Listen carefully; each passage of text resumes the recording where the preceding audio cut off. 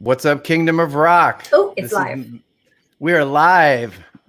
This is Matt Gibson again, as usual, and we're here today with our awesome panel of guests and Michael Molenda, my co-host. How's it going, Mike? Good, good. What kind of guitar you got there, bro? Is that? Oh, this is a very special. You know, Phil Nelson from Bebop Deluxe. Wow. This is one of his models. That's sweet. But nobody knows. Nobody knows him. Whenever anybody, who's that for? What? Just me. That's a sweet guitar. So how's the weather in Northern California today? Looks sunny, which is awesome. Nice. It's nice.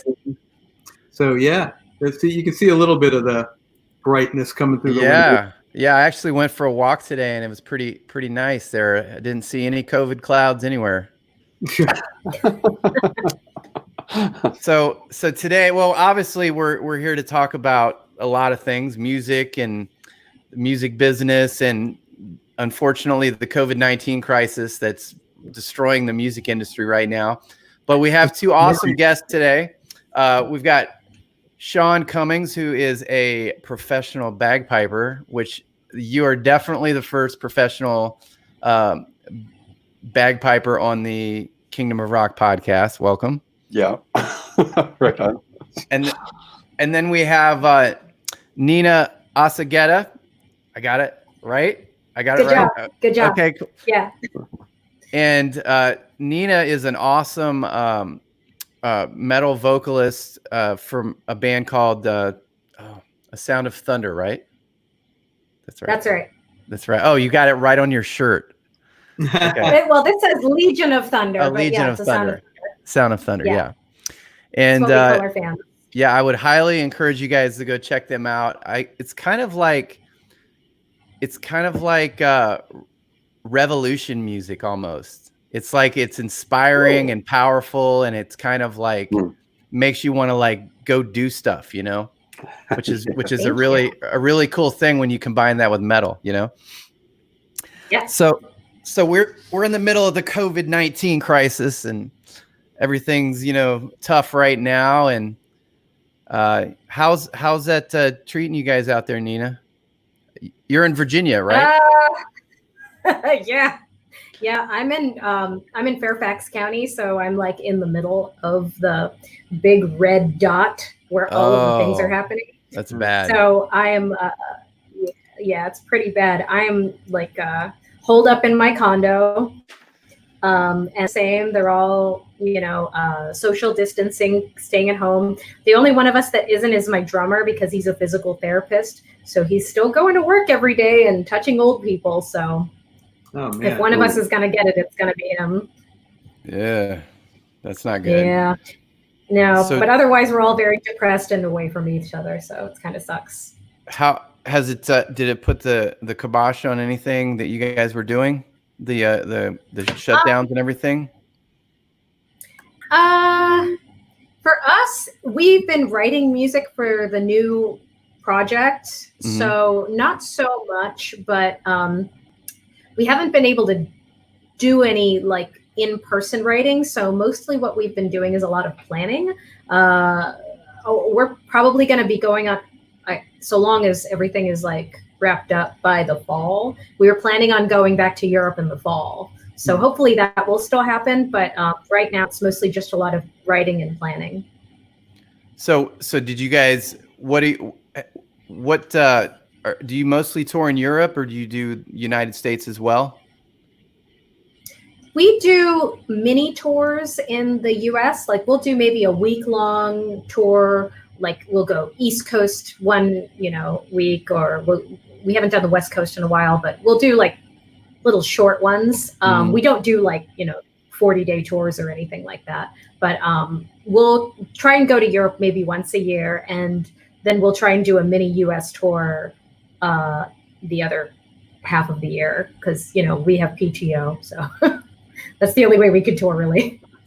No, not that there's any good thing to come out of this crisis, but I guess creatively, well, I mean, business wise, you didn't have to cancel any tours or anything like that because you were in writing mode already, right? Exactly. Thank goodness for that. Actually, we had been planning on going to Europe in April, and we wound up not being able to do that because of scheduling conflicts for one of us. Mm-hmm. So the fact that we had to cancel and then all this happened, we're like, all right, you're off the hook. We're not mad at you anymore. Yeah, when Matt and I first started these episodes, we would get a couple of bands that would say, yeah, this sucks, but we're probably going to go out in May, which with hindsight was hysterical. Like, really? Yeah. And that was optimistic. No, exactly. And now we're watching some of the festivals get canceled for June, July, maybe even into August. So it's going to be interesting how long this keeps us in our little houses. But Sean's kind of up there in God's country, up by Lake Tahoe in Northern California. So you're probably in the safest area of all four of us at the moment. But this was also devastating to your musical business as well, right? Yeah, March is probably the biggest month in a bagpiper's calendar, with a lot of St. Patrick's gigs, which completely dried up that month. So been using it as an opportunity. Number one, just kind of really be introspective and, okay, what am I going to do next? Mm-hmm. And deciding, you know what, I'm going to stick with the piping, and use this as an opportunity to shore up my infrastructure, like my website and all of that grunt work. And then also explore new markets that I may not have considered before. And the idea is, to hit the ground running is thing that I'm hearing over and over again out there is this is a temporary situation. So what are you doing to prepare yourself for when they let the horses out of the barn? So that's kind of what I've been working on lately. Yeah, it seems like though, I'm afraid, I worry that the government, because I heard somebody say something about 18 months. I'm starting to hear like really bad news headlines, and I'm not saying it's not mainstream yet, but it's starting to like sound like maybe they're just slow leaking out the bad news to everybody so that everyone in the world doesn't go into a complete panic. You know what I would say, the thing that just popped in my head is something one of my coaches used to say to me is, there's no cheese down that tunnel. And good one, Sean. Yeah, and it's the kind of coaching I do is very linguistically based. Steve Vai talked about kind of the attitude that you use to approach your business. We say that the results that you get are based on 20% of your actions, and those actions are guided by 80% of who you're being. So if you as a business person are being, oh my God, it's even worse than we expected, then the actions that are correlated to that conversation are, I don't do a thing. What's the point? Right. And that, we're screwed is just an interpretation. You can find evidence for it out there, but it's still just an interpretation. And if you chase one rabbit, there may not be any reward down there. So the challenge, I think, for a lot of us is to pick a conversation that empowers you, an opening for action, and a freedom to be with how things are at the moment. Mm-hmm. Yeah, if that ahead, makes any sense. Yeah. It's difficult to get everybody in the band together, but how are you guys, since you have a project coming up, how are you managing the writing process? Are you sending tracks back and forth, or are you just taking a vacation for a while? How's it looking for the new project? Oh. Well, so we have two things that are happening right now. We have tracks being mastered. So every couple of days we get some tracks that we listen to and we give our feedback.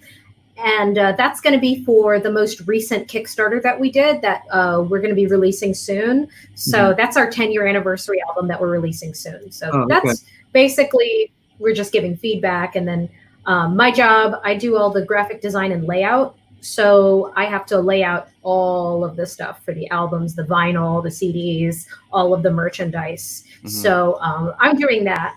And then on the actual writing part, Josh has done almost all of the demos for the new songs that are going on the new album. So he sends those to us, and we give our feedback. But most of those are already written. So as far as like writing goes, I'm writing some lyrics and listening to tracks. And until we can really get together again, we can't really like write entire songs, unfortunately. We just work better when we're all together in one room to write songs. Well, Matt's mentioned, and also it's Rod Gilchrist, who actually I played in the band with for a while. He said, have I all missed where you addressed the technical issues of bands trying to overcome latency, which I think, Matt, you mentioned a couple episodes ago.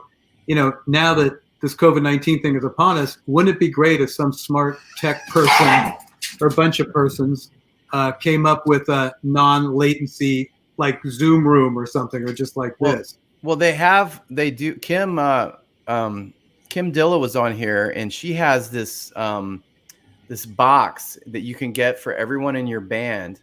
And I still got it. I got to go look that up today because I keep talking about it and I can't remember the name of it. Yeah, I think it's Jam Kazam. Jam Kazam. Let me look this up, and if it is, I'm going to share it. But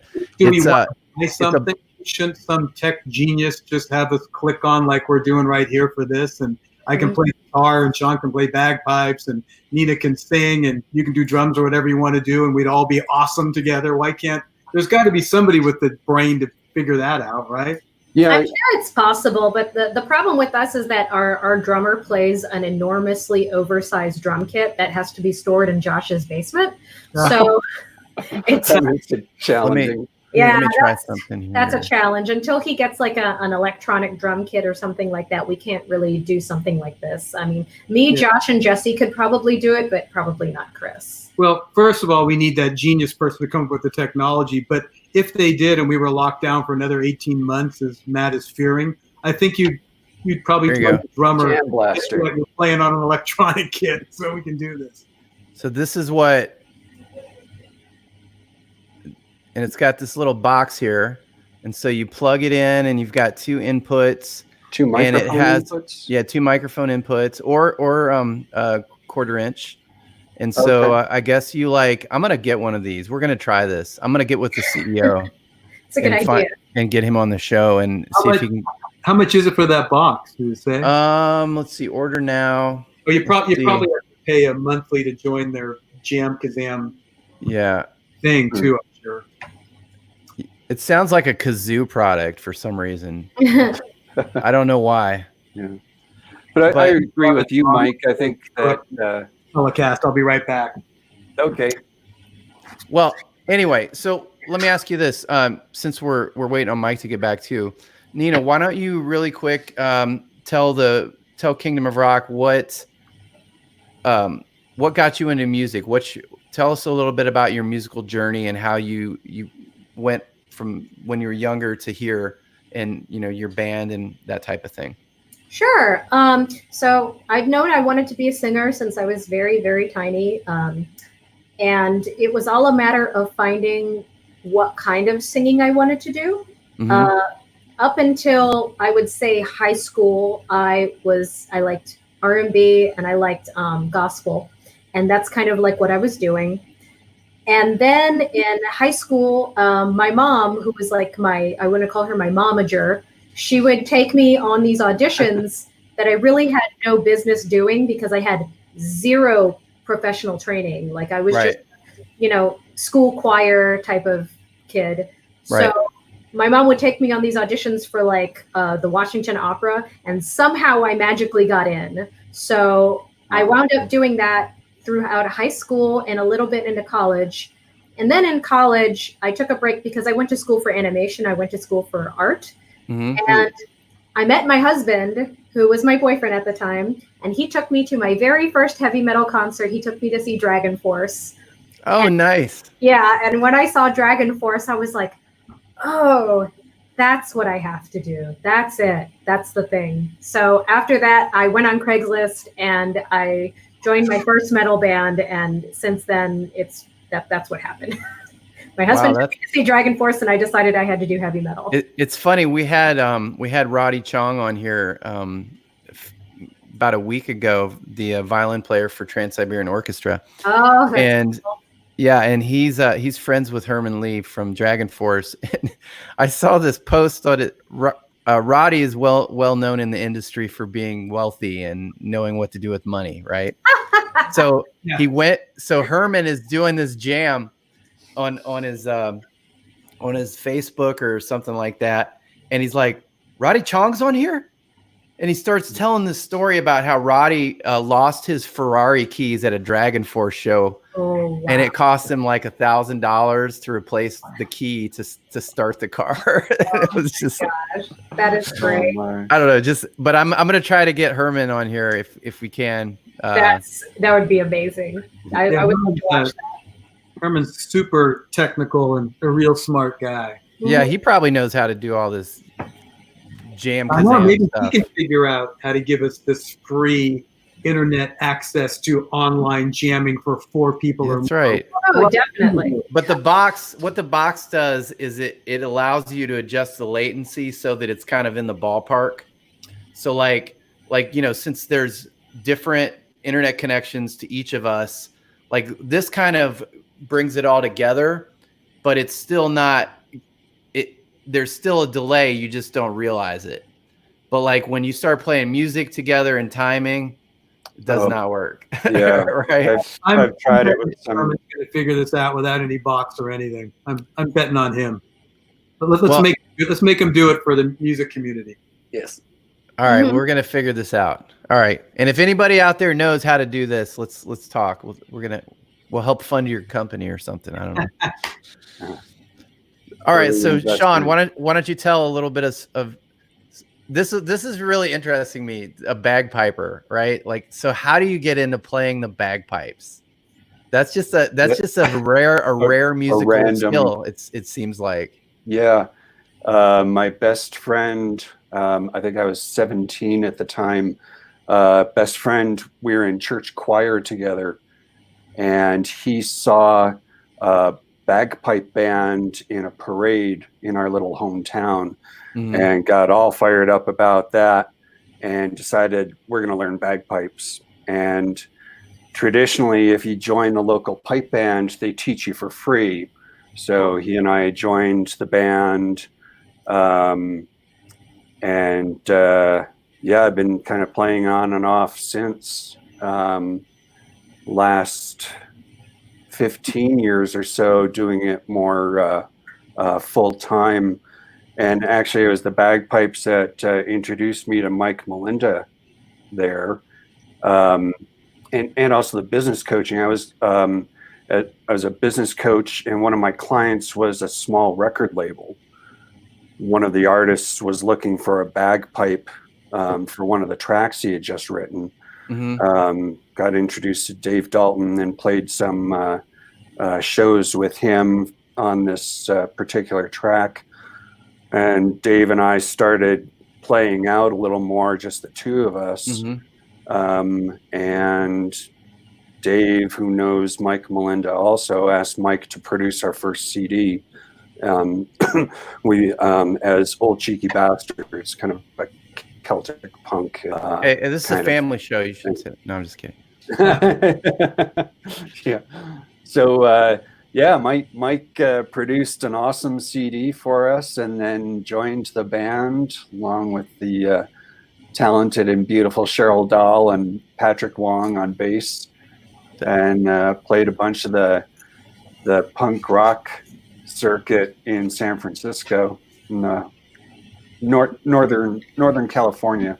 That is a good bagpipe name though, like Old Cheeky Bastards. Oh yeah, that definitely has the right ring to it to have a bagpipe in your band. Yeah, we got kind of a triple threat with Sean, because he could also play the flute. What do you call it? The Celtic flute, or what is it? Oh, the penny whistle. It's penny whistle, an Irish whistle. Yeah, and also the boron. Yeah. And actually, Cheryl Dahl, who I'm married to, just screamed from the kitchen, "He played the boron too!" So, but love to Cheryl Dahl. Yeah, he says hi, Cheryl. But the funny thing about playing with the bagpiper is when we would play these, the crappier side of the punk club where you didn't get a dressing room or anything, is he would have to warm up his bagpipe. So he would go into the men's room or whatever and warm him up. Right. I mean, he would break glass on the bar warming up. It was so loud. You don't realize how loud that thing really is. And there's no volume control on the things, so it's, either on or not. Yeah. So I have a bagpipe question. I don't know why. That's just, I like to say that. Like, from one of our viewers has a bagpipe question. Yeah. And okay, so Darren says, do bagpipers compose your own music? I know there are all kinds of standards. Most pipers do not. We're more performers. There's, a huge library of traditional tunes that people play. There are the very gifted, tune writers. I haven't been so gifted, but I'm fascinated with this historical side of the tunes, and then some of the current stuff is really fun too, and that I enjoyed that chance to play around with that when I played with Old Cheeky Bastards. It's kind of, the bagpipes are a funny niche. They're very rigid, very, these are the tunes and they're played exactly this way. Do you tune a bagpipe? Like that's something theoretically. Like, how do you tune a bagpipe? Very loudly, like I said earlier. Yeah, and mostly what a piper is doing when he's tuning up is the melody pipe that's in your hands. You number one, you get that in tune with itself, so you can play a perfect octave from low note to high note, and then you go about tuning the drones. Those are the ones that sit on your shoulder. Each individual note, you tune those to the chanter, the low note on the chanter, so everything's all in sync with each other. And that lasts about 5 minutes. I'm pretty sure I'm going to be buying some bagpipes soon. How do you buy a good set of bagpipes, and how much do they cost? Yeah, a good playable set of pipes, you can get them for about $1,000, $800. That's the whole guitar. Yeah. But you can buy a chanter, can't you? Like an electronic chanter to practice? Yeah, I start my traditionally you start out on what we call a practice chanter, which is like a little recorder-like instrument. Mm-hmm. And that's where you memorize the tunes and learn your fingerings.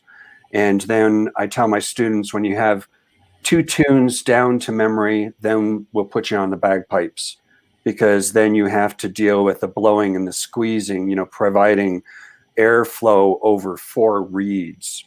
So there's a little bit of a physical part, building the muscles literally, mm-hmm. To be able to play this thing. So you have to have like an amateur to be able to do it. Yeah, you really build building up your diaphragm muscles, and then also muscles in your arm, because when I'm either blowing into the instrument really hard, but when I need to take a breath, I'll squeeze harder to try and keep the air pressure constant. Otherwise, the pitch will start to waver if I'm not what we call blowing steady. So, okay, well, one thing I wanted to ask Nina, so how do you switch from bagpipes to metal? Like, I'm trying to figure out as a host here. Yes. Like, this is a problem. Difficult. That's not as difficult as it seems. Okay. Go, so girl. All right. Here's how I would do it. So I'm looking at the comments right now, and of course, my guitarist Josh, he's in there. Yeah. But my constant cheerleader, my mom, is also in there. And so hi, Mom. Hey, Mom. And my mom used to do this thing when I was growing up, where she would your momager? Is this your my momager? momager? Yes. Okay, gotcha. She would do this thing where she would see something that I was interested in, and she would talk about how it originated from where we're from. So bagpipes, did you know they originated in Galicia? Yes. Yeah. Yes. So that's a little known fact. Is there is a very world famous bagpiper who's a lady, and she's from Galicia. That's right. Yes. So I love Dang, how would you know? What are the odds that we have two bagpipe experts on the show at the same time? I actually really I've been trying to get my husband to learn bagpipes because I'm too busy, and I just think because he wears a kilt and he's actually Scottish, it would be better for him to do it. So I've been like, all right, I'm going to figure out a way for him to learn bagpipes. I'm going to buy him a chanter. I'm going to get him a book. I'm going to find a way to scam my husband into learning bagpipes. Yeah, I can point you in the right direction. You just think he looks good in a kilt. That's what this is about. Absolutely.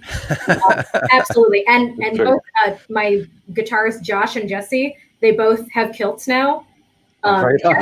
Jesse on his own accord, but Josh literally because I bought him one. So at the end of all of this, they're all going to be wearing kilts. Nice. Yeah, right on. All right. This is Kilts cool. and metal. And in the comments, I see Martin has brought up Mezzotol. They are not from Ukraine. They're from, Mezzotol plays bagpipes, and we played with them once. And they're very cool. They're a folk metal band. So there's actually a couple of folk metal bands that play bagpipes. So it's not too far removed from heavy metal to have bagpipes.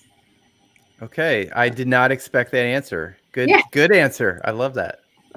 We always had to be. I can imagine with metal.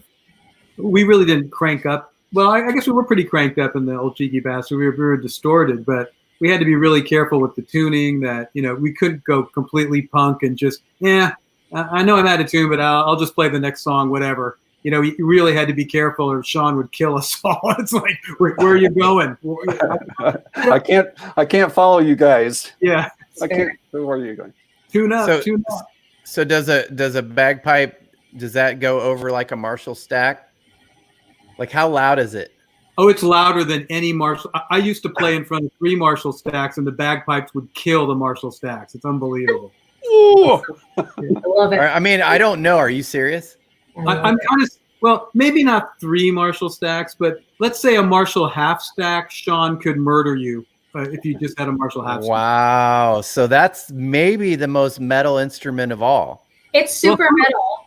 Yeah. Well, somebody said, the classic example. I'm trying to look and see who just popped it up here in the comments. I'm going to lose it. It's probably one of Nina's fans. Oh, Josh. Yeah. Said AC/DC. Oh, yeah. And if you're playing bagpipes on stage in front of that band, that's tough, but the bagpipes still cut through. Wow. Okay. Yeah, at the Renaissance Festival, whenever they play bagpipes, you can hear it no matter where you are at the festival. Oh, yeah, because you're like, it's the stereotypical guy in a kilt on a hill somewhere. Yeah, but it doesn't matter where you are at the festival. So when we get there an hour or 2 before it opens, and we hear everybody practicing their instruments, so right, playing guitars and lutes and all that kind of thing. And we're in our little shop and we're getting ready.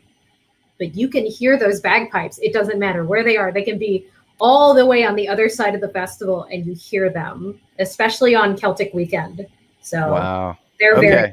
There might have been no bagpipes at that festival. You might have been hearing Sean from North Lake Tahoe, actually. Maybe.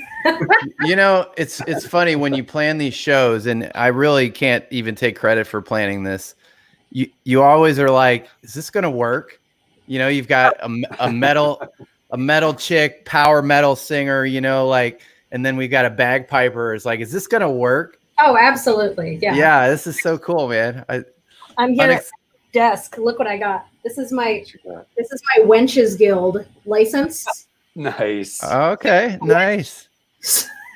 I don't even know why I have this frame. Were you a gamer at all? A MMO gamer at all?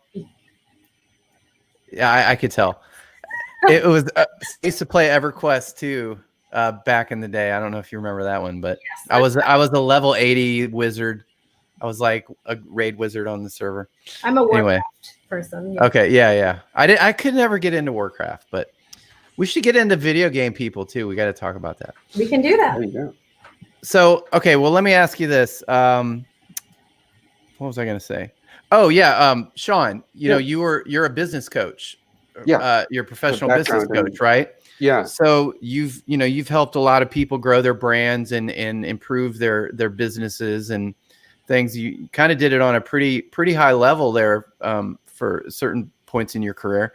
And like, what would you say would be the best use of artist time during this crisis here, like when you can't go out and you can't play places? Yeah, you know, I was thinking about that for myself as part of my strategy for, you know, what do we do from here? And one of the things that came up for me is, you know, we say that the biggest source of business for any service-based industry is, you know, those who have already done business with you. Although, you know, this show might be canceled, what I'm trying to do is to keep those relationships going, even though I know that, you know, this bike race that I'm booked for is probably going to cancel. I'm still going to be in communication with the organizers and say, hey, I understand what you're going through. Is there, you know, just try and keep those relationships going so that when we do get to the other side of it, I'm going to be more fresh, more fresh in their minds, if that makes sense. So, and the conversations, you know, not in order to, you know, guarantee a booking, well, you know, coming at them like, well, when do you have a date? When do you have a date? And being a pest about it, being respectful and saying, hey, I know we're probably canceled for May. How would you like me to follow up with you? And they'll give you an idea and like, you know, okay, maybe next year, or they might be planning for the fall. And then honoring that, you know, putting it in your calendar and then revisiting them. That's kind of one of my strategies right now that I've been working on. No, that's great. And I think that the principle you're talking about works in a lot of areas, you know, because ultimately, like getting guitar endorsements or getting, you know, getting a deal or whatever, your job in your pitch in talking to people is to make their job easier. So like, yeah. If you know, so if you're that super helpful person that they know they can depend on, that's going to call them and follow up, that's going to like make them look good to their boss, you know, people that book shows and stuff, they want the venue to feel confident that they know what they're doing and that they have a good group of artists that they're pulling from, you know? Yeah. So like that, I really agree with that. I think that's a great strategy to keep those irons hot with the relationships you have and show them that, hey, you're not giving up. And it, you know, it may be 18 months. And I'm not saying that you shouldn't plan that it'll be shorter, but I am saying that maybe you should do some other things too, though, in this time. What do you think about that, Sean? Yeah, I'd say that, you know, this is an opportunity. I mean, and this is going from the premise that you can afford it. You know, there are folks out there who've been laid off or are scrambling, and my suggestion with them is, you know, do whatever it takes to keep, you know, body and soul together, and then, you know, perhaps the music career takes a bit of a back seat while I'm, you know, being whole and human. Nina knows about that. After you just got hit by a bus, so coming back from I read about that. Yeah, coming back from a life-altering situation. But something you said reminded me of something my coach used to say in building these relationships. He said, make it easy for them to say no. And instead of no meaning like no never, my coach would say, hey, I can understand that right now is not appropriate for us to do business. Would you have any objections to me touching base with you, say, in a year? And they may suggest something different, which, you know, you honor.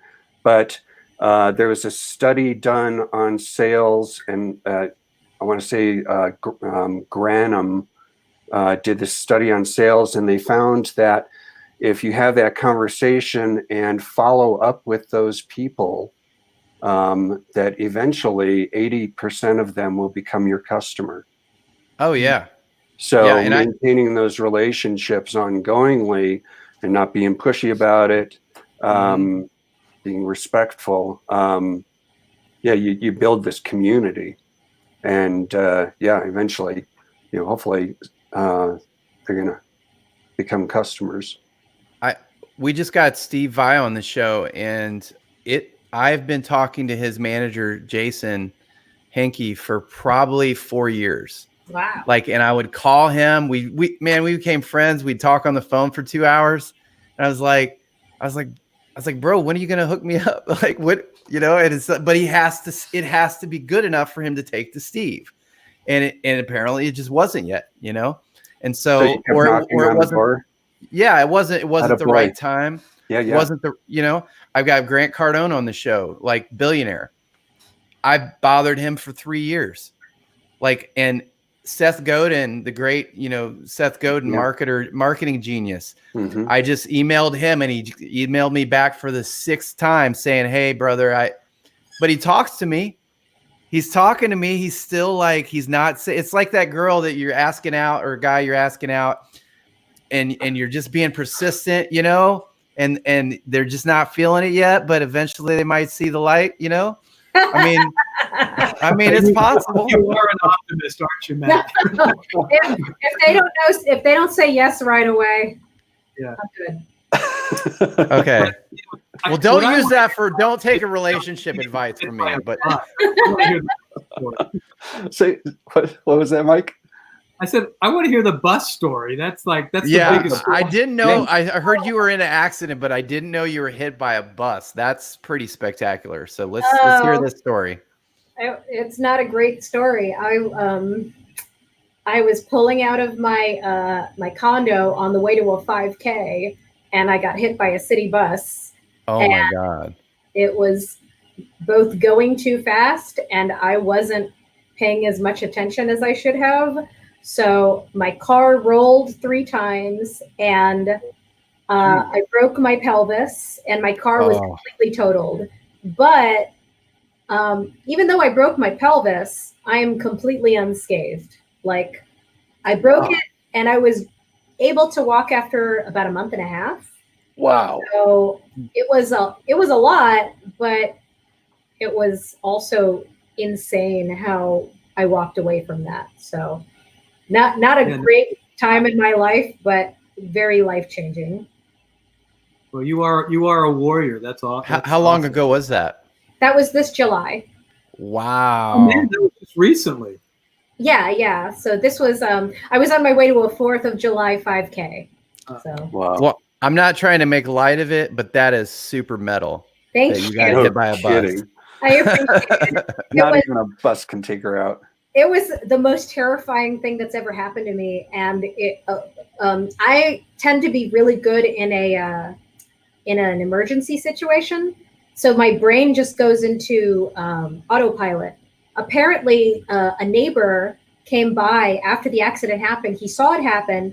He ran up to me, and I'm like hanging off of my seatbelt, and I'm on my side, and I'm still conscious.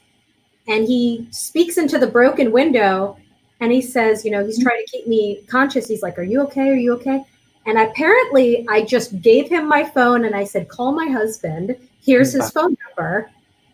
Wow. He did, and my husband was asleep because it was like 6 a.m, and he gets a phone call from my phone because I told this guy to call him from my phone. I think I even gave him my phone password, but I don't remember any of it.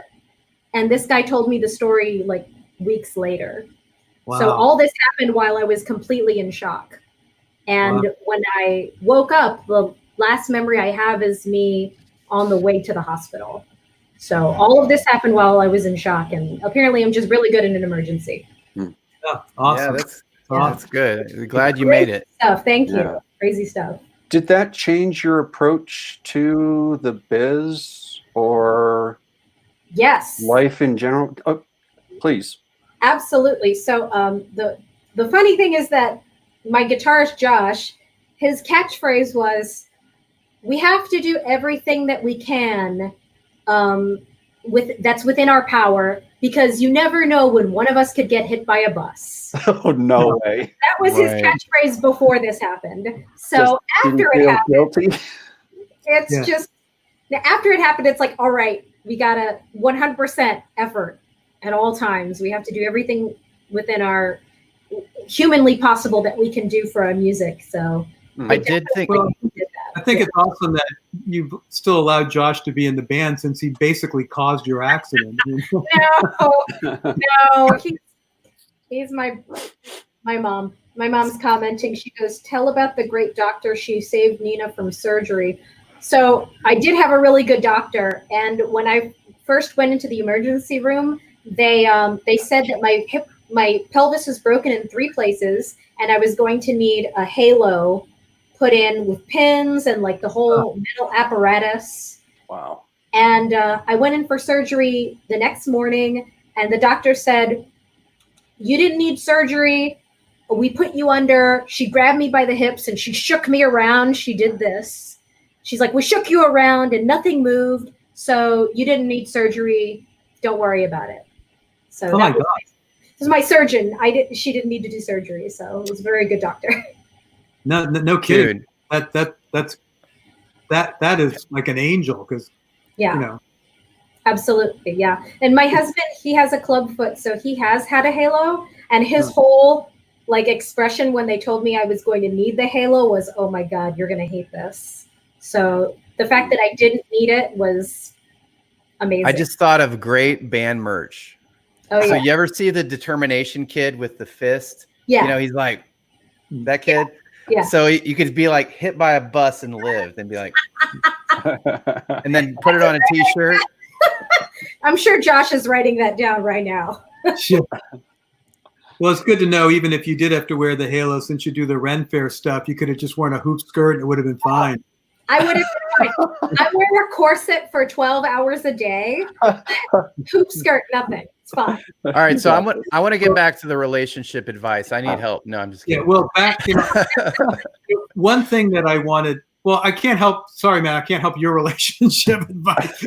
But one thing I want to talk about with what you said and Sean and Nina is, it's obvious when we get reconnected, bookers, managers are just going to be deluged with bands asking for gigs or trying to, obviously, as Sean mentioned, if you have a relationship with everybody, that's probably good. But one of the things that really struck me when I was editor at Guitar Players, you have to be specific about what you want and quick about it, because you won't believe how many times somebody would call wanting to be in the magazine or wanting us to review their record or whatever.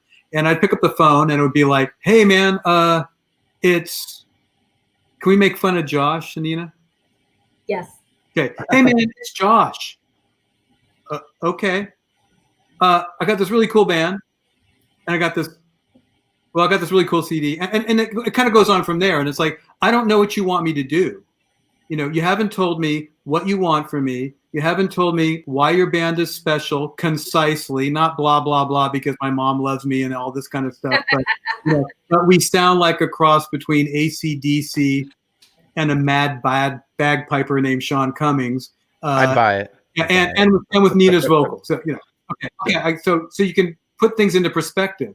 So I think it's going to be really incumbent upon all of us who, and back to the thing is you mentioned about helping the booking agents and the managers and the club owners and everybody, know what you want, be concise, don't waste their time, and make it easy on them. Maybe even come up with a bill. Hey, I know you're scrambling. I've got 3 bands that can fill your night on Friday, October 3rd, blah, blah, blah. What do you think? Here's their emails and, here's their websites. Check them out, blah, blah, blah. Get back to me.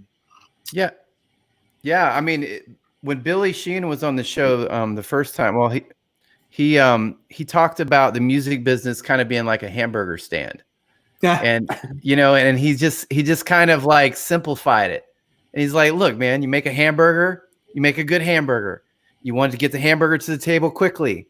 If they, like, what's the best hamburger stand, model that you can come up with to make it efficient and easy for everyone to enjoy the hamburgers? So like whenever you're pitching somebody, whenever you're trying to sell something or sell yourself, rehearse it. Like, don't wing it. Like, I do wing it now, but I didn't. But when I was first getting started, don't wing it. And sometimes I wing it, and I really regret that even now I winged it, because I end up not know, like interviews sometimes can just be a mess if you wing it, because you're just like, you thought you had it, and then it just kind of fell flat, and you're like, ugh, Well, so I mean, even someone as famous as Howard Stern, whether you like him or don't like him, I mean, that guy, he's a billionaire. He can just coast. But anytime he has anybody on that show, he does hours of research. Yes, he has interns to help him out and everything, but he never walks into the studio without knowing almost everything there is to know about the person he's going to interview. That's true. And I think that especially looking for work after this debacle, you should put as much into that goal as you do into your music in a way. Mm-hmm. It's not weird, but if you can't get a gig, it's not going to matter how awesome your music is. And one other thing I'll say real quick too, it's like, because this still happens every single day, and I get press releases still from tons of bands on every level. Saying that you're the best thing in the whole damn world, we never listen to that. It's like a pickup line, at a bar. We don't care. Oh, you're the best. Okay, fine. Yeah. Goes in one ear and out the other. You can't really, get. I'm not going to say all the time, but typically business people are not going to listen to you if you're tooting your own horn and saying you're the greatest thing ever. You're going to have to find another way to talk about why your band is valuable to that particular person, whether it's a manager, a record company exec, club booker, or whatever. Dude, that's $1 million advice right there. That's Where's like my money? It's out there. Kingdom of Rock. Just what's your PayPal, Mike? Yeah, I'll wait tonight and see how enriched I become. Well, okay, so we're getting kind of close to the top of the hour, as I like to say, and I'm not going to talk about how my team that I don't have has been trying to get me to do things. Actually, when I say my team, I want to give a thanks to Darren. Is it Kara or Kara? I don't think I've ever actually asked him that, but Darren is a speech communication major, and he's been out there telling me that I say like too much and that my interviews are too long, and that I need to do this and do that. And I kind of blew him off at first a little bit, but he's actually it's Kara. Oh, he said it's Kara, like, again, in spelling. Like, so how am I supposed to know how to pronounce the name? Kara. Okay, gotcha. All right, cool. So, but yeah, it's and actually Darren invited Nina on the show, which is great. And so and Michael invited Sean on the show. So thank you everyone for bringing people. Yeah, it's just we're networkers. Yes, we do this networking thing, So, but it's good to have a good team around you. It's good to have good people around you, and don't be afraid to learn things. Don't be afraid for people to correct you. Don't be afraid. It's all of the professionals that I've talked to, and I've been interviewing them for a little while. The one characteristic that makes them a professional is the lack of ego. And I don't mean like the lack of self-respect. I mean the lack of like, oh yeah, I don't need nothing from you. No. Everybody's an opportunity for you to learn something. Everyone is an opportunity for you to network and help them, and they help you.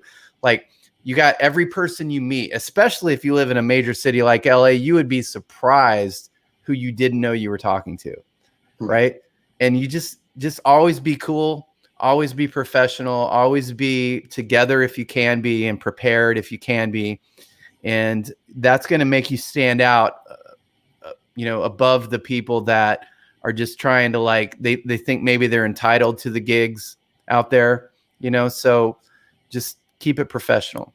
But I want to give everybody a quick around the horn here, as they say in the bagpiping world. No, I don't know if they say that, but round the horn. Okay. Round the horn. You gotta take the show out with some bagpipes, Sean. I didn't tell you that. No, I'm just kidding. Oh, all right. All right. So Sean, what do you got? What do you got to close it out for everybody today? Oh boy. Keep the faith, everybody. We're gonna get through this. And I think one of the things I've been reminding myself of too is be gentle with yourself. Or like Steve Vai said, being friendly with yourself. You're going to have good days, bad days, but keeping after it. Great things can come of this too. On to the next. Toss it to Nina. All right, pass the baton. Okay. Nina, you have the baton. All right. Wow. Try and keep yourself as healthy as you were before. And if you can't, just do your best. I know it's difficult because I am a very outdoorsy, I want to be out with my friends kind of person. And it's very hard for me right now. So if you can't have that, then, keep in touch with them by other means. Do whatever you can to help out. And don't be too down on yourself if you're having a bad day. That's all. Because it's not like you've been hit by a bus or anything. Right. There you go. All right, Michael, bring us home, Mike. You got this, bro. I just think it's funny, not funny. It's just hey, you think you have it bad? You're out of your job. Your band can't work. Well, I got hit by a bus. My name's Nina. Just deal with it and move on with your life. I'm not using that. Or you could another band merch, have a bus on there and just say STFU on the top of it. I'm not complaining about anything ever again. So thanks for that. You're welcome. You're welcome. Yeah. But I just want to say that, thanks to Sean and Nina for being on. It's always awesome to have different musicians and creators and business people share how to get through this thing with their own perspective. As Matt said earlier, who knew we'd get two bagpipe aficionados on the show? That's awesome. Right. And thank you so much for sharing your wisdom with the Kingdom of Rock community. I just salutes to both of you. Thank you. Thank you. Yeah. And Nina, your dog is pretty metal sounding too, by the way. I don't have a dog. I have two cats. My dog. Oh, that's Mike's dog? I'm like, wait a minute. Two of them, actually. Oh, she's like, who let a dog in the house? I'm like, yeah, where's the dog coming from? I'm allergic to Did you steal dogs, my dog? Well, okay. So anyway, darn it, I didn't know that. It's hard to tell where it's coming from. It's true. I'm like, you should have heard them in every episode we've had. They've been barking every episode we've done. Yeah, but it was kind of metal today. It was a little metal sounding today, kind of aggressive a little bit. The gardeners up the street, they hate them. oh. All right, guys. Well, we're going to wrap it up here, and another successful episode of Kingdom of Rock. Thank you, Sean and Nina, Michael Molenda, for being on the show. And last but not least, Sean, where can people find out about you a little bit more? You can go to yourbagpiper.com. It's a good website. That is a good website. It's a good I name. like that. I got All right. Yeah, I got lucky. Yourbagpiper.com. All right, cool. Nina. Your Bagpiper. We're at Darren's even critiquing the dogs. He goes, "Yeah, the dogs were louder today." Thanks, Darren. we're at asoundofthunderband.com, and you can just Google us. You'll find us on Facebook and Twitter and Instagram and all that. Cool. And Mike, go ahead. We haven't let you pitch for a while. Where can people find you? I'm just at guardiansguitar.com, evangelizing guitar players, and guitar gear. Cool. And I'm at kingdomofrock.com. Wait a minute. No, that's the show. Never mind. You guys already know that. All right, guys. Well, thanks for being on the show, and we're gonna call it a wrap today. Kingdom of Rock out. Thanks very much, Mike. Bye.